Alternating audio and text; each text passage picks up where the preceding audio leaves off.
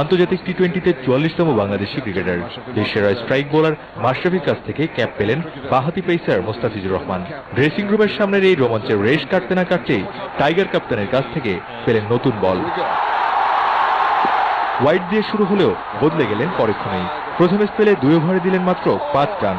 গতির সঙ্গে শর্টফিল সুইং, বাঁহাতি পেসারদের এমন রোমাঞ্চ ছড়ানো বোলিং বাংলাদেশ শেষ কবে দেখেছে সেটা গবেষণার বিষয় হতে পারে। ইয়াংস্টার দ্বিতীয় স্পেলে প্রতীক্ষায় রেখেছিল আরো বড় রোমাঞ্চের। টি-20র অন্যতম সেরা ব্যাটসম্যানের কাছ থেকে ছক্কা খেয়েও দমে যাননি। ওভারের চতুর্থ বলে চোখ ধাঁধানো এক সুইংয়ে আফ্রিদিকে তো বোকা বানালেনই, আঙ্গুল তুলতে বাধ্য হলেন আম্পায়ারও।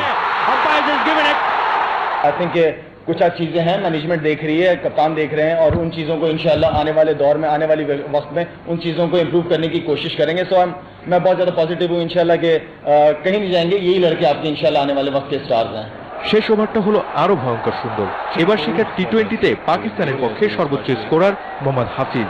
টানা 2 বলে 2 সুইংয়ে পরস্ত হাফিজ ফিরে যান দুর্দান্ত এক ইয়র্কারে। 4-0-20-2 টি-20র জন্য অনিন্দ সুন্দর এক ফেল। মুস্তাফিজ আসলে আমার মনে হয় যে ও আজকের ম্যাচের ম্যান অফ দ্য ম্যাচ পেলেও অবাক হওয়ার কিছু ছিল না, কারণ আউটস্ট্যান্ডিং বোলিং করেছে, বিশেষ করে তার ডেবিউ হয়েছে।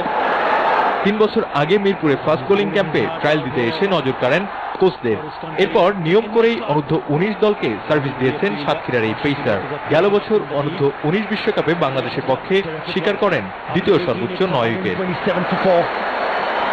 প্রথম শ্রেণীর ক্রিকেটে খুলনার হয়ে মাত্র 8 ম্যাচ খেলে পেয়েছেন 23 উইকেট, আর লিস্টেতে আবাহনীর পক্ষে 5 ম্যাচে উইকেট 12টি।